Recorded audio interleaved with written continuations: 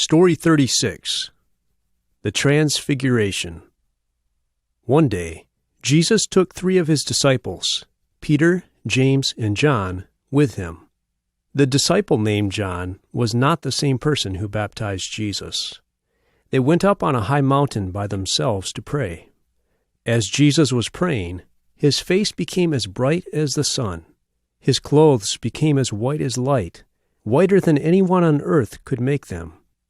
Then Moses and the prophet Elijah appeared. These men had lived on the earth hundreds of years before this. They talked with Jesus about his death, because he would soon die in Jerusalem. As Moses and Elijah were talking with Jesus, Peter said to Jesus, "It is good for us to be here. Let us make 3 shelters, one for you, one for Moses, and one for Elijah." But Peter did not know what he was saying. As Peter was talking, a bright cloud came down and surrounded them. Then they heard a voice coming from the cloud. It said, "This is my Son, whom I love. I am pleased with him. Listen to him." The 3 disciples were terrified and fell on the ground. Then Jesus touched them and said, "Do not be afraid. Get up." When they looked around, the only one still there was Jesus. Jesus and the 3 disciples went back down the mountain. Then Jesus said to them, "Do not tell anyone yet about what happened here. I will soon die and then come back to life. After that, you may tell people." Story 37. Jesus raises Lazarus from the dead. There was a man named Lazarus. He had 2 sisters named Mary and Martha. They were all close friends of Jesus. One day, someone told Jesus that Lazarus was very sick. When Jesus heard this, he said, "This sickness will not end with Lazarus dying. Instead, it will cause people to honor God." Jesus loved his friends, but he waited where he was for 2 days. After those 2 days, he said to his disciples, "Let's go back to Judea." "But teacher," the disciples answered, "just a short time ago the people there wanted to kill you." Jesus said, "Our friend Lazarus has fallen asleep, and I must wake him." Jesus' disciples replied, "Master, if Lazarus is sleeping, then he will get better." Then Jesus told them plainly, "Lazarus is dead. I am glad that I was not there, so that you may believe in me." When Jesus arrived at Lazarus' hometown, Lazarus had already been dead for 4 days. Martha went out to meet Jesus and said, "Master, if only you had been here, my brother would not have died. But I believe God will give you whatever you ask from him." Jesus replied, "I am the resurrection and the life. Whoever believes in me will live, even though he dies. Everyone who believes in me will never die. Do you believe this?" Martha answered, "Yes, Master. I believe you are the Messiah, the Son of God." Then Mary arrived. She fell at the feet of Jesus and said, "Master, if only you had been here, my brother would not have died." Jesus asked them, "Where have you put Lazarus?" They told him, "In the tomb. Come and see." Then Jesus wept. The tomb was a cave, with a stone rolled in front of its opening. When Jesus arrived at the tomb, he told them, "Roll the stone away." But Martha said, "He has been dead for 4 days. There will be a bad smell." Jesus answered, "Did I not tell you that you would see God's power if you believe in me?" So they rolled the stone away. Then Jesus looked up to heaven and said, "Father, thank you for hearing me. I know you always listen to me, but I say this in order to help all these people standing here, so that they will believe you sent me." Then Jesus shouted, "Lazarus, come out." So Lazarus came out. He was still wrapped in grave clothes. Jesus told them, "Help him take off those grave clothes and release him." Many of the Jews believed in Jesus because of this miracle. But the religious leaders of the Jews envied Jesus.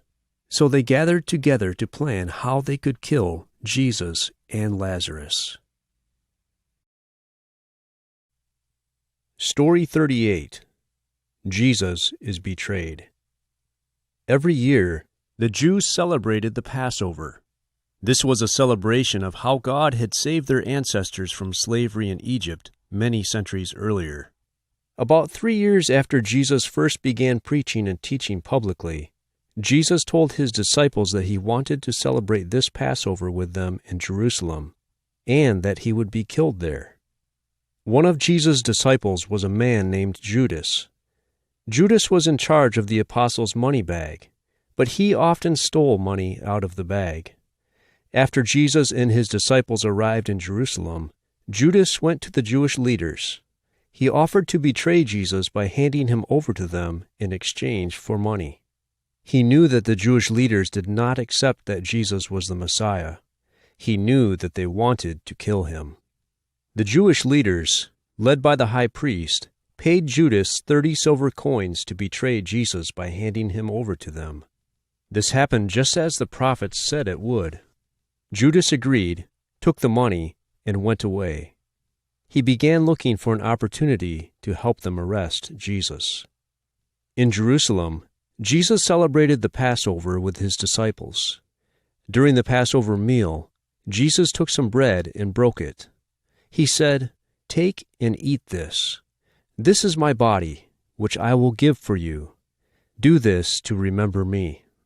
In this way, Jesus said that he would die for them, that he would sacrifice his body for them. Then Jesus picked up a cup of wine and said, "Drink this. It is my blood of the new covenant that I will pour out, so that God will forgive your sins. Do what I am doing now to remember me every time you drink it." Then Jesus said to the disciples, "One of you will betray me." The disciples were shocked and asked who would do such a thing. Jesus said, "The person to whom I give this piece of bread is the betrayer." Then he gave the bread to Judas. After Judas took the bread, Satan entered into him. Judas left and went to help the Jewish leaders arrest Jesus. It was nighttime. After the meal, Jesus and his disciples walked to the Mount of Olives. Jesus said, "You will all abandon me tonight. It is written, 'I will strike the shepherd, and all the sheep will be scattered.'" Peter replied, "Even if all the others abandon you, I will not." Then Jesus said to Peter, "Satan wants to have all of you, but I have prayed for you, Peter, that your faith will not fail. Even so, tonight, before the rooster crows, you will deny 3 times that you even know me."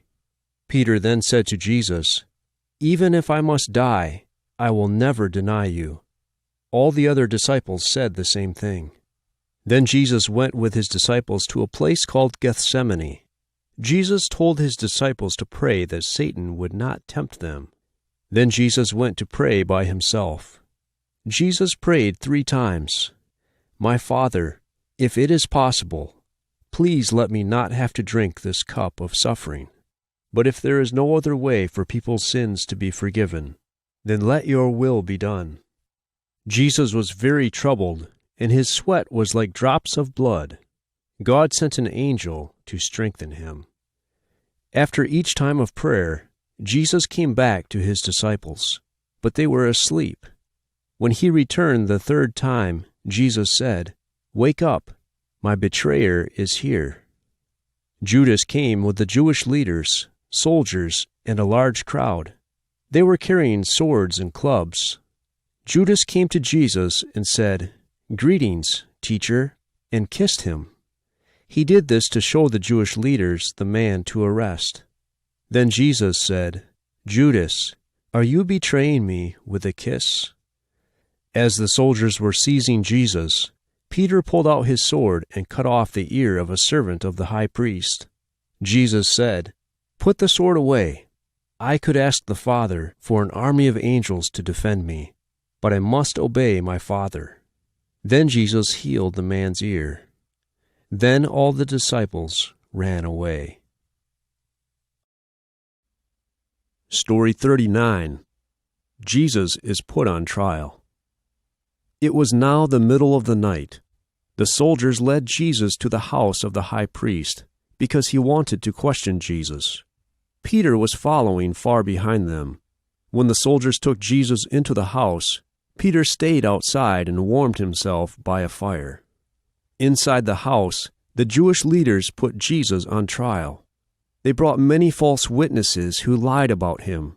However, their statements did not agree with each other, so the Jewish leaders could not prove he was guilty of anything. Jesus did not say anything. Finally, the high priest looked directly at Jesus and said, "Tell us, are you the Messiah, the Son of the living God?" Jesus said, "I am, and you will see me seated with God and coming from heaven." The high priest tore his clothes because he was angry at what Jesus said.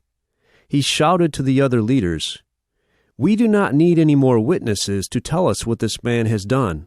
You yourselves have heard him say that he is the Son of God. What is your decision about him?" The Jewish leaders all answered the high priest, "He deserves to die." Then they blindfolded Jesus, spit on him, hit him, and mocked him. As for Peter, he was waiting outside the house. A servant girl saw him. She said to him, "You also were with Jesus." Peter denied it. Later, another girl said the same thing, and Peter denied it again.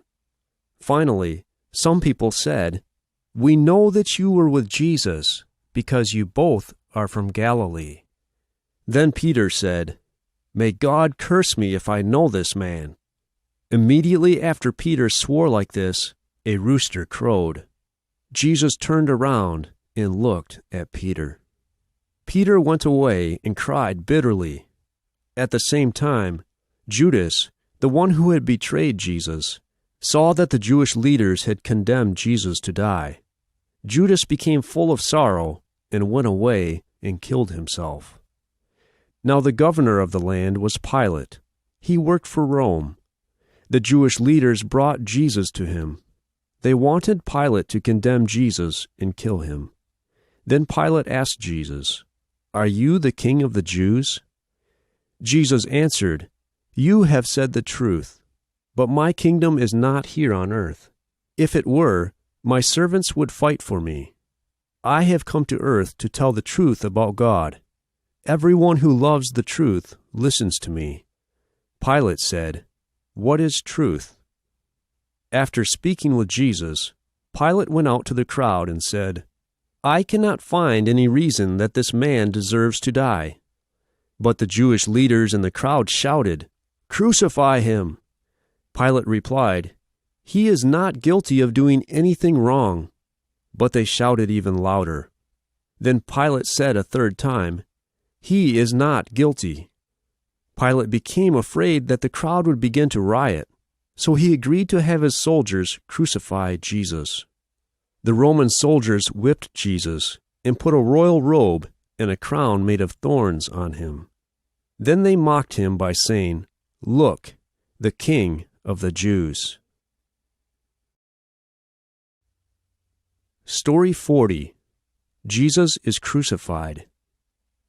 After the soldiers mocked Jesus, they led him away to crucify him. They made him carry the cross on which he would die. The soldiers brought Jesus to a place called the Skull and nailed his hands and feet to the cross. But Jesus said, "Father, forgive them, because they do not know what they are doing." They also put a sign on the cross above his head. It said, "King of the Jews." This is what Pilate had told them to write. Then the soldiers gambled for Jesus' clothing. When they did this, they fulfilled a prophecy that said, "They divided my garments among them and gambled for my clothing."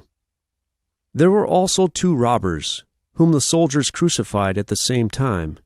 They put them on either side of Jesus. One of the robbers mocked Jesus, but the other said, "Do you not fear that God will punish you? We are guilty of doing many bad things, but this man is innocent." Then he said to Jesus, "Please remember me when you become king in your kingdom." Jesus answered him, "Today you will be with me in paradise." The Jewish leaders and the other people in the crowd mocked Jesus. They said to him, "If you are the Son of God, come down from the cross and save yourself. Then we will believe you." Then the sky over the whole region became completely dark, even though it was the middle of the day. It became dark at noon and stayed dark for 3 hours. Then Jesus cried out, "It is finished. Father, I am giving my spirit into your hands." Then he bowed his head and gave up his spirit. When he died, there was an earthquake. The large curtain that separated the people from the presence of God in the temple was torn in two, from the top to the bottom. Through his death, Jesus opened a way for people to come to God. When a soldier guarding Jesus saw everything that had happened, he said, "Certainly, this man was innocent.